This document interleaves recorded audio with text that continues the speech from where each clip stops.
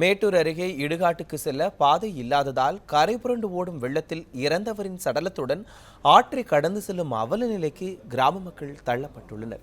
சேலம் மாவட்டம் மேச்சேரி ஒன்றியத்துக்குட்பட்ட வெள்ளாறு உட்பட 10க்கும் மேற்பட்ட கிராமத்தில் யாரேனும் மரணமடைந்தால் ஆற்றின் மறுகரையில் இருக்கும் இடுகாட்டில் அடக்கம் செய்வது வழக்கம். வெள்ளாறு கிராமத்தைச் சேர்ந்த வெங்கடேஷ் என்பவர் மரணமடைந்ததால் அவரது உடலை ஆற்றின் மறுகரையில் உள்ள மயானத்துக்கு கொண்டு செல்ல கிராமத்தினர் படாத பாடுபட்டனர். ஆற்றை கடக்க தரைப்பாலம் ஏதுமில்லாத காரணத்தால் கரைபுரண்டு ஓடும் வெள்ளத்தில் இறந்தவரின் சடலத்துடன் ஆபத்தான நிலையில் கடந்து செல்லும் அவல நிலைக்கு கிராம மக்கள் தள்ளப்பட்டுள்ளனர்.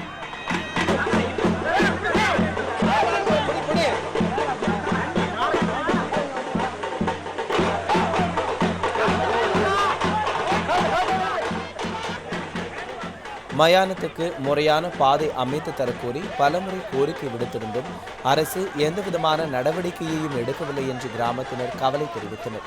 அரசு நடவடிக்கை எடுக்காவிட்டால் அடுத்த கட்ட போராட்டத்தில் ஈடுபடப் போவதாகவும் கிராம மக்கள் எச்சரித்துள்ளனர்.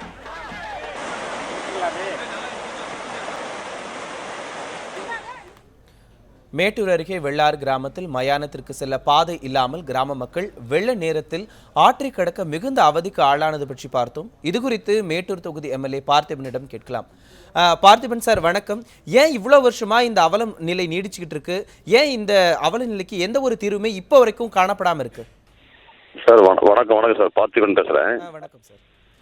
இந்த வெள்ளார் கோயில் வெள்ளாறுங்கிற பகுதியில் தரைப்பாலம், அந்த பாலத்தை ஆற்றை கிராஸ் பண்ணி ஒரு பாலம் கட்ட வேண்டும் சொல்லி 2012 இன்று வரை அரசுடைய கவனத்துக்கு பல முறை கொண்டு சென்றும் நான் போராடி கொண்டிருக்கிறேன். எப்படியாவது பாலத்தை கட்டணும், எஸ்டிமேட் போட்டு அரசுடைய கவனத்துக்கு கொண்டு சென்று நிதியை ஒதுக்க வேண்டும் என்று போராடி கொண்டிருக்கிறோம். இந்த அரசு இது எதிர்க்கட்சி தொகுதி என்பதால் இது போன்ற மக்களுடைய நியாயமான மக்கள் பாதிக்கப்படுகின்ற இந்த சூழலில் வெள்ளப்பெருக்கு காலங்களில் இது போன்ற நிகழ்வுகள் ஏற்படுகின்ற போது ஒரு துயர சம்பவமாக கருதப்படுகிறது. இந்த அரசாங்கம் இதுக்கு நிதி ஒதுக்க வேண்டும் என்று போராட்டம் தான். இது மக்கள் இப்ப இந்த நிலையில இப்ப என்ன சொல்றாங்கன்னா, மிகப்பெரிய போராட்டத்தை பண்ணணும்னு என்னுடைய கவனத்தை சொல்றாங்க. இந்த அரசு உடனடியாக செய்யவில்லை என்று சொன்னால் மிகப்பெரிய போராட்டத்தை இந்த தலைமை கண்டிப்பாக நடத்தி அந்த இடத்துல ஒரு பாலம் கட்டுவதற்கான சூழலை உருவாக்கி தருவோம் சார். பார்த்திபன் சார், கிட்டத்தட்ட பல வருஷங்களா நாங்கள் இந்த கோரிக்கை வச்சுட்டு இருக்கோம் அப்படின்னு சொல்லி அந்த பகுதியில் இருக்கக்கூடிய பொதுமக்கள் சொல்லிக்கிட்டு இருக்காங்க. நீங்க பதவிக்கு வந்ததுக்கு அப்புறமா இந்த மயானத்துக்கு செல்லக்கூடிய பாதை அமைப்பதற்கு ஏன் நடவடிக்கை எடுக்கல சார்? சார், இந்த என்னுடைய கவனத்துக்கு வந்ததும் இது சம்பந்தமாக ஒரு எஸ்டிமேட் போட்டு இதனுடைய இந்த காப்பி சம்பந்தப்பட்ட துறை அதிகாரிகளுக்கும் அமைச்சரிடத்திலும் தெரிவிக்கப்பட்டும் இதுவரை கிடப்பில போடப்பட்டிருக்கிறது. என தொகுதியில் ஒவ்வொரு நிகழ்வும் பார்த்தீங்கன்னா கடந்த 4.5 ஆண்டு காலமாக பல்வேறு விஷயங்களுக்காக நான் போராடியே எனது தொகுதி மக்களுக்கு நான் ஒவ்வொரு கோரிக்கையும் நிறைவேற்றி வருகின்றேன்.